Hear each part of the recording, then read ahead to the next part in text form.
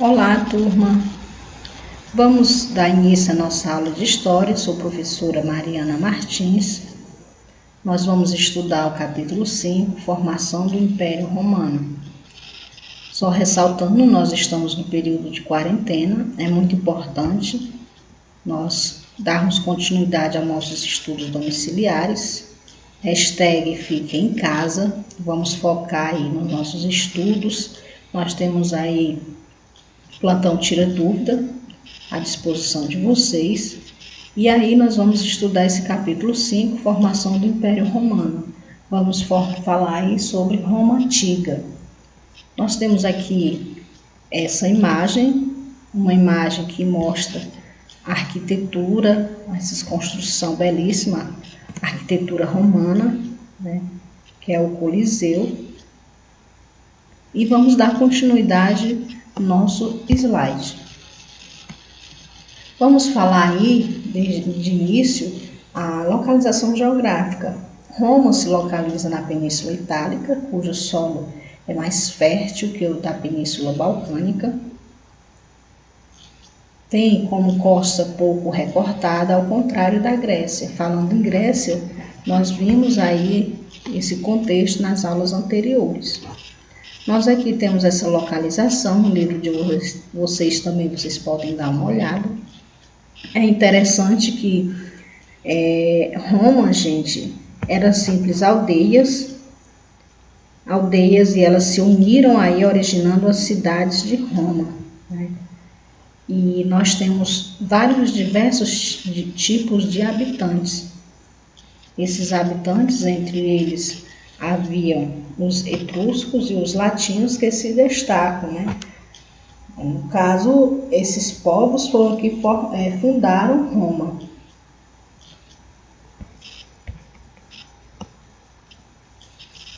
Vamos dar continuidade ao nosso slide. Fundação de Roma. Vamos conhecer a origem lendária. Gente, Roma, segundo uma lenda, ela foi fundada por dois irmãos, Rômulo e Remo. Houve aí um romance, né? Um romance proibido. Na lenda, nós destacamos aí a Réia Silva, uma sacerdotisa.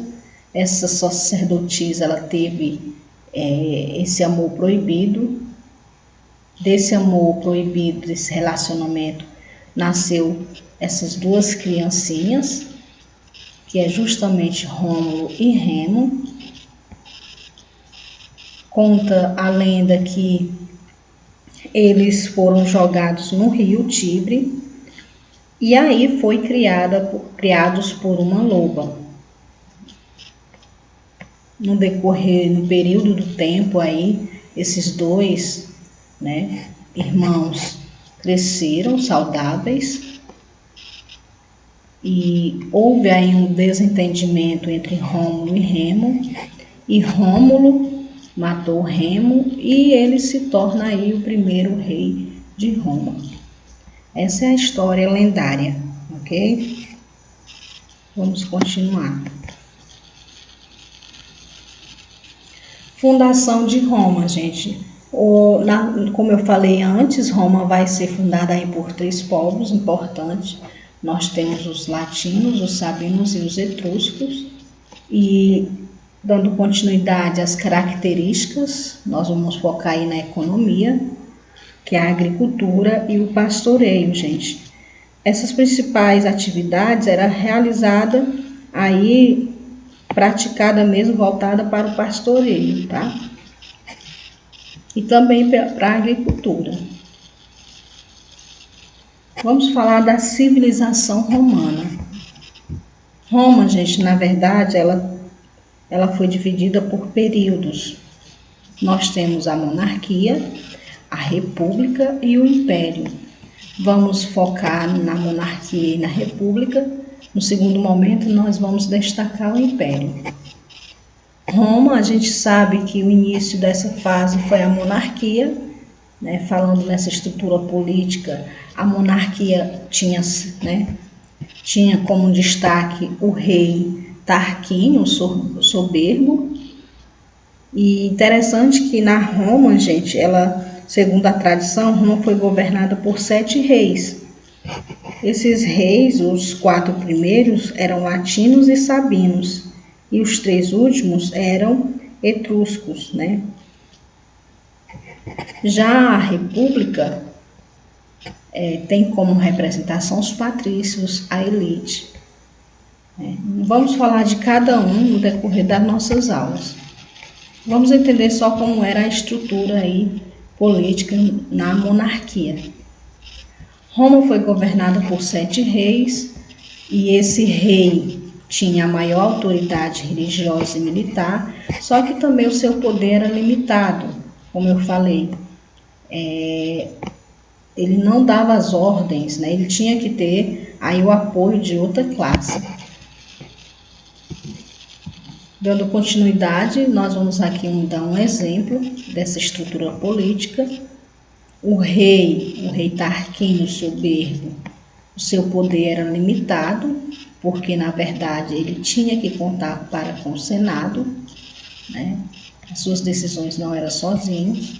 O Senado era representado pelos patrícios, a elite da época, e aí eles tinham essa assessoria, né? O rei assessorava aí juntamente com o Senado e também com a Assembleia.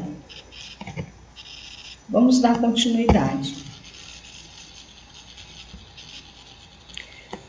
Lembrando aqui, gente, só voltando para a gente entender, houve aí uma época em que o rei, como eu falei, ele tinha essa autoridade limitada. Há muito tempo, gente, os patrícios, essa classe elite, eles já queriam aí tirar esse rei, né? Devido, digamos, esse soberbo deles, ele era muito soberbo. E aí os patrícios aproveitaram aí um período de guerras e aproveitaram que esses povos, que eram os etruscos, né, estavam aí nessa guerra, e em meio a essa guerra eles aproveitaram essa vantagem e começaram aí reivindicar junto aí para poder tirar esse rei. E aí eles aproveitaram e tiraram aí, expulsaram o rei etrusco, que era o rei Tarquínio, o soberbo. Foi nesse contexto que surgiu aí a Roma, né? A Roma se transforma aí numa república. De monarquia, ela se transforma em república, que é justamente liderado pelo Senado na representação dos patrícios. Vamos continuar. Na República Romana, gente, com a instalação da República Romana, os patrícios passaram a monopolizar o poder. Quem tinha o poder agora eram os patrícios. Então é interessante que eles reservavam aí para si os principais cargos políticos, né? Nessa estrutura política nós temos aí o Senado, controlado pelos patrícios, foi o principal órgão de poder, cônsules, 2, eleitos anualmente, presidiam o Senado e propunham leis, pretores, responsáveis pela justiça, censores faziam o censo da população conforme a renda, a partir daí montava o álbum senatorial, edis, conservação, policiamento e abastecimento da cidade, questores, tesouro público, né? Na verdade ele é que era responsável por esse tesouro, ditadores, escolhido pelo Senado para governar por 6 meses, com plenos poderes em momentos de crise e ajuda. Então, esses são os principais magistrados, né, e principal órgão da República Romana. Por isso que cada um tinha suas responsabilidades em meio a esse contexto da estrutura política. Vamos falar agora, gente, da sociedade. Na sociedade romana, nós podemos aí destacar os patrícios, que era a elite, né? nesse contexto, eles eram membros da família mais rica. Nós vamos falar aí dos plebeus, que são agricultores, artesãos. Nós temos os clientes, que prestavam serviços aos patrícios. E nós temos os escravos, guerra ou dívida. É importante lembrar, gente, que os patrícios, eles que detinham aí o poder nas mãos, certo? No governo, eles que administravam, eles que mandavam, eles tinham participação no todo aí na política, tanto dos membros como decisões políticas em Roma, certo? Eram já os plebeus. Os plebeus já eram cidadãos, né, que contribuíam para Roma. Como eles contribuíam? Os plebeus, gente, na verdade, a riqueza de Roma era voltada para os plebeus, eram eles que mantinham essa riqueza, né? Eles é que se fortalecia aí o exército da Roma, sendo aí grandes guerreiros, lutavam aí a favor de Roma, expandiam territórios. Eram eles que digamos assim, aguentavam assim, as pontas, né, no sentido de manter essa riqueza toda. Além disso, eles pagavam seus impostos, eram cidadãos que pagavam seus impostos, mas não tinham direitos políticos. Já os clientes, a gente prestava serviço aos patrícios, que isso? Eles trabalhavam para os patrícios, né? Assim, quando a gente fala em eles trabalhavam para os patrícios, de certo modo, é porque eles prestavam esse serviço em troca de proteção, né? Além de ser também em troca de comida, roupa, moradia, tudo isso aí se mantinha um elo com os patrícios. Já os escravos, gente, como eu expliquei nas aulas anteriores, até sobre a Grécia, existia aí 2 tipos de escravidão, de guerra ou dívidas. O que seria essa escravo, né, por guerra? Gente, as pessoas, se fossem capturados, né, em guerra, o que acontecia? Eles iriam ser prisioneiros, iriam ser escravos de Roma. Do mesmo jeito é dívidas. Se alguém tivesse devendo muito e não pudesse pagar, se tornava aí um escravo. Vamos entender também no contexto dessas classes, gente, as lutas sociais entre Roma, que houve aí um período de conflito entre os patrícios versus plebeus. Essas 2 classes, como eu falei antes, que os patrícios pagavam os impostos, além de pagar imposto, eles eram excluídos da sociedade, eles não tinham participação no governo, nem participação de decisões. Além disso, o casamento não era aceito, era proibido o casamento entre patrícios e plebeus, não se aceitavam de maneira alguma. E aí eles começaram a arregaçar suas mangas e lutar por igualdade de direito. Estavam insatisfeitos com essa situação. Na verdade, eles eram a maioria que sustentava a riqueza aí de Roma. E aí, em meio a esse contexto, né, para conseguir os seus direitos, eles pressionaram aí os patrícios, se retiraram até de Roma e ameaçavam não participar mais do exército. Essa pressão foi tão grande, né, por meio de revoltas realmente, os plebeus foram aí conquistando seus ideais, seus objetivos. Um dos ideais, os objetivos que eles queriam, era justamente participar ativamente, né, no governo. E também eles tiveram várias conquistas, não coloquei aqui, mas no livro de vocês vão perceber que existe aí vários contextos sobre essas leis. Coloquei aqui em destaque só 2, depois vocês dão uma olhada nas páginas do livro de vocês, desse capítulo. Nós temos a lei das 12 tábuas. Na verdade, a lei das 12 tábuas é o momento em que as primeiras leis escritas, né, eram inscrições em placas de bronze. E agora nós temos aí essas leis escritas e afirmadas a favor aí dessa classe dos plebeus. Nós temos a lei da Canuleia. Essa lei da Canuleia agora permite o casamento entre patrícios e plebeus. Nós temos aí uma grande conquista em meio a essa classe, gente. Agora sim pode haver esse relacionamento entre esses dois. Tá bom? Vamos continuar. Nós temos, gente, a expansão romana. Nós sabemos que em meio a conflitos internos e externos, né, houve o conflito interno com essas classes, patrícios versus plebeus. Interessante que enquanto os plebeus lutavam por direito, né, Roma investia na expansão de seus domínios por meio da guerra, né? Nós temos aí até uma afirmação, uma frase: Roma, senhora do mundo antigo. O que é que vem a ser isso, gente? O Mare Nostrum. É porque Roma veio a se expandir, né, através da guerra.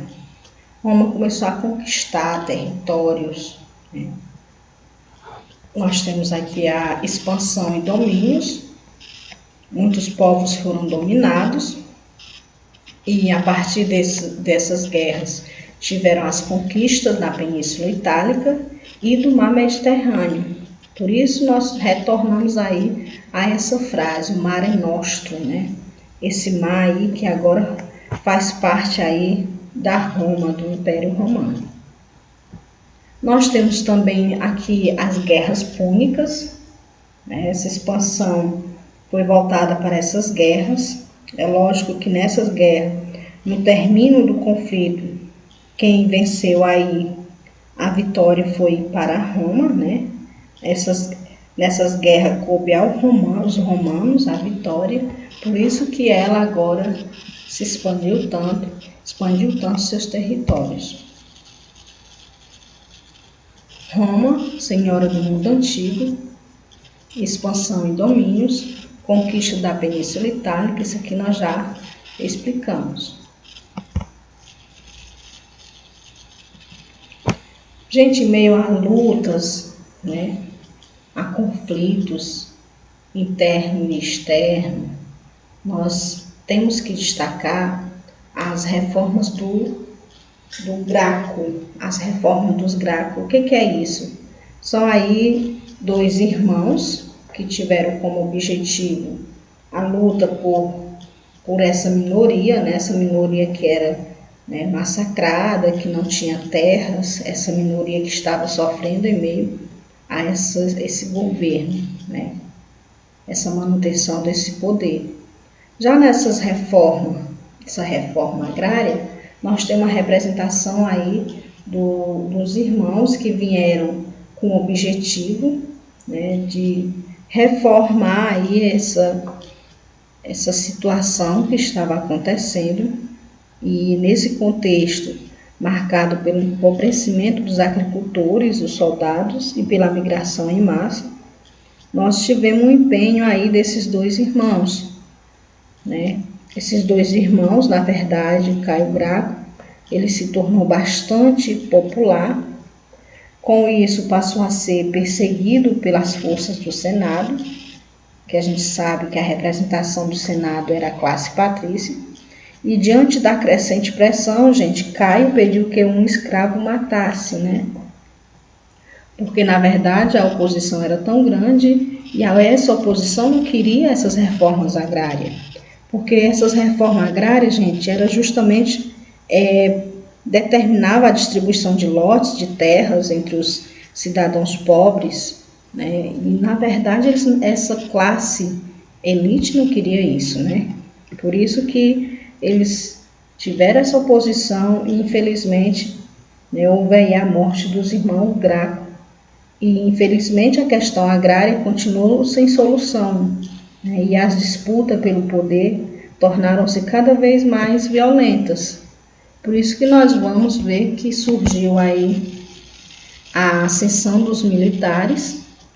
Nós tivemos nesse contexto o primeiro triunvirato, que foi o Crassus, Pompeu e Júlio César.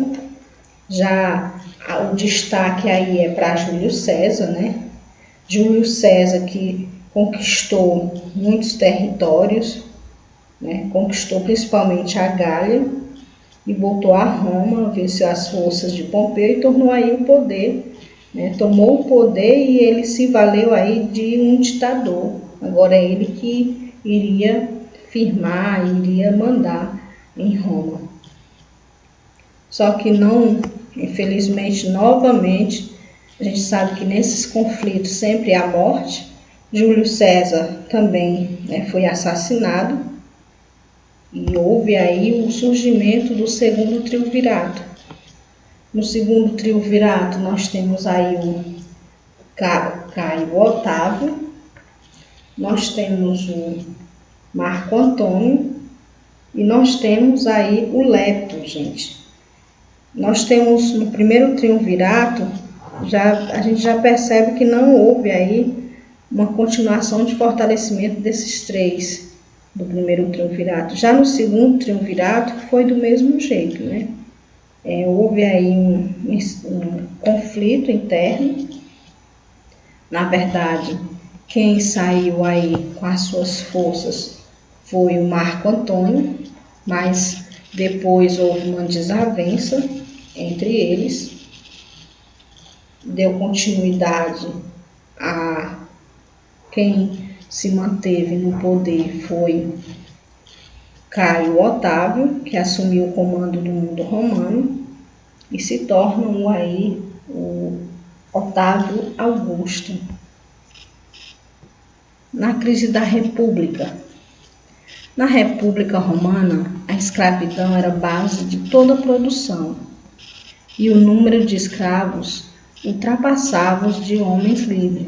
A violência contra os escravos causou dezenas de revoltas.